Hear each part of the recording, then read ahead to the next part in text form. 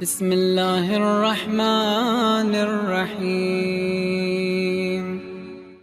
وہ تصوف، وہ عرفان، وہ ولایت کا پیغام باطل ہے جس میں کہا جائے کہ ہم تو یاد خدا میں ہیں، نماز پڑھنے کی ضرورت نہیں، نہ وضو کرنے کی ضرورت ہے، نہ غسل کی ضرورت ہے، نہ ظاہری طہارت کی ہمیں ضرورت ہے، نہ ہمیں قیام کی ضرورت ہے، نہ رکوع کی ضرورت ہے، نہ سجود کی۔ پیر بنے ہوئے ہیں۔ کسی نے پوچھا حضور نماز کا وقت ہے، کہا جائیے آپ پڑھ لیجئے، میں نے پڑھ لی، نماز ہو گئی۔ سبحان اللہ۔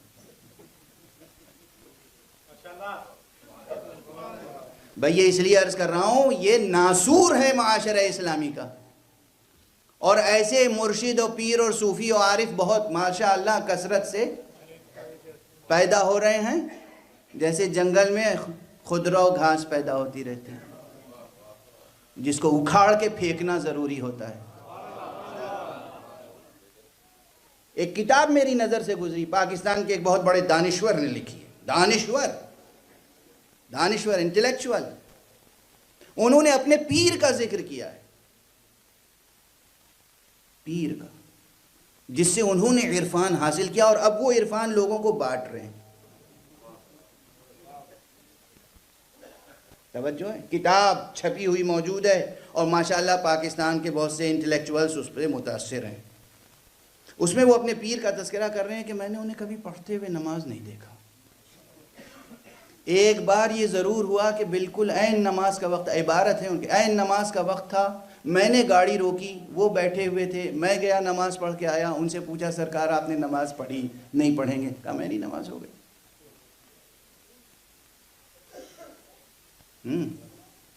یعنی یاد خدا قائم ہے، اس لیے نماز کی ضرورت ہی نہیں ہے۔ قرآن کیا کہہ رہا ہے؟ وَذَكَرَ اسْمَ رَبِّهِ فَصَلَّى، اس طرح یاد خدا دل میں ہو کہ نماز ادا ہو۔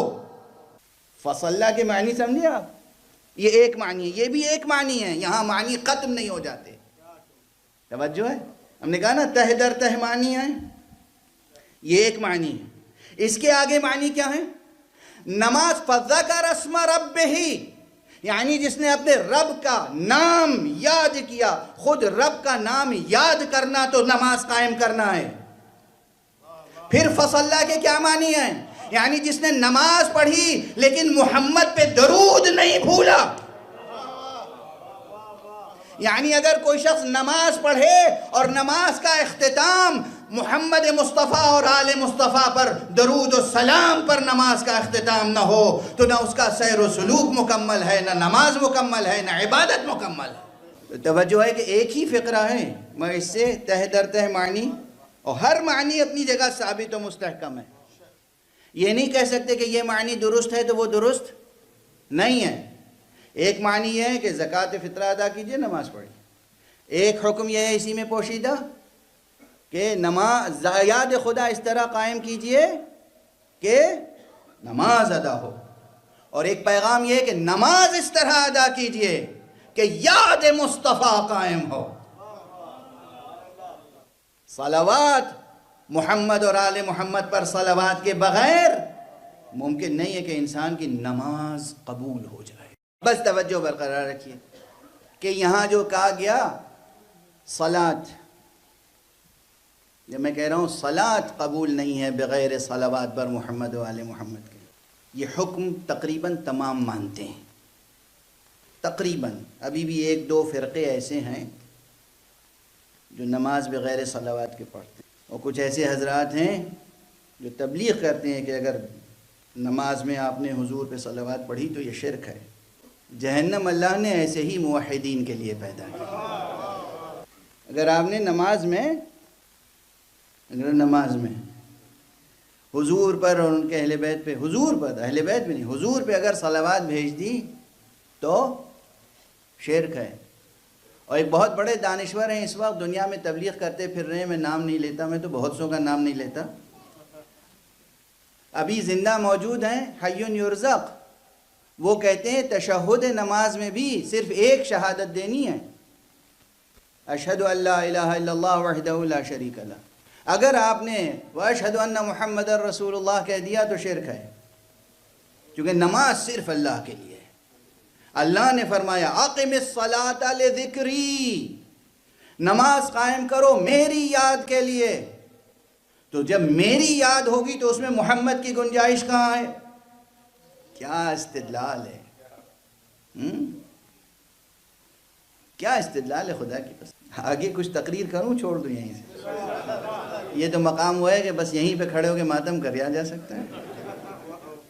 ایسے مسلمانوں پر، ایسی عقلوں پر ماتم ہے کہ چونکہ قرآن میں ہے کہ اقیم الصلاۃ لذکری، نماز قائم کرو میرے یاد قائم کرنے کے لیے، ذکری، واحد متکلم، تو اللہ کا ذکر ہوگا بس نماز میں، غیر اللہ کا ذکر ہوا اور شرک۔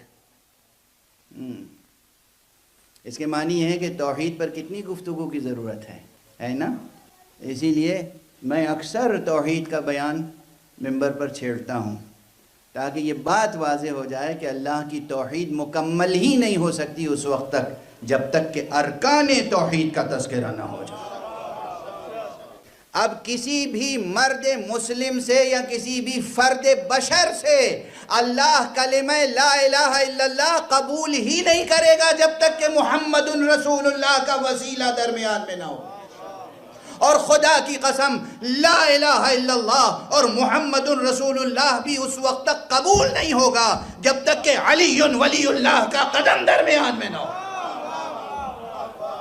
تو جب کہا جا رہا ہے کہ نماز اس وقت تک قبول نہیں ہوگی جب تک کہ درود نہ ہو محمد و آل محمد پر صلوات نہ ہو، تو یہ ایک جزء ہے پورے دین کا۔ نماز دین کا ایک جزء ہے اور اہم ترین جزء، لیکن جزء کا ذکر کر کے کل مراد لیا جا رہا ہے۔ یعنی دین قبول نہیں ہوگا، کوئی عمل قبول نہیں ہوگا جب تک کہ تم محمد اور آل محمد سے ولایت کا اعتراف نہ کرو۔ صلوات پڑھ دیں محمد والے۔